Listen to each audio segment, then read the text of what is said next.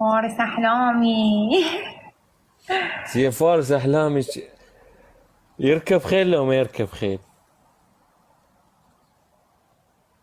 بعد إذا ما يركب خيل عاد أنا ودي النادي الفروسية ويتعلم.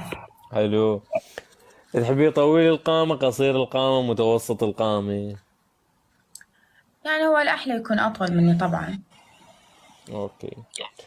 تحبيه السمين، ضعيف، لا ما رشيق، يعني بعض. معضل؟ يا خلينا نكون رياضي واقعيين. يعني. لا باعوني جديات.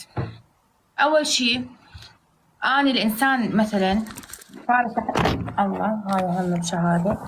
فارس أحلامي إذا أحبه يجوز كان سمين ولا كان ضعيف ولا كان مو مهم الشكل، مو مهم الشكل. أهم شيء الأخلاق. لا أهم شيء شلون يقدرني، شلون يحترمني، أهم شيء شخصيته، أهم شيء يعني إنه أحس نفسي. يعني فارس أحلام لازم يكون سند. هذا اي فارس.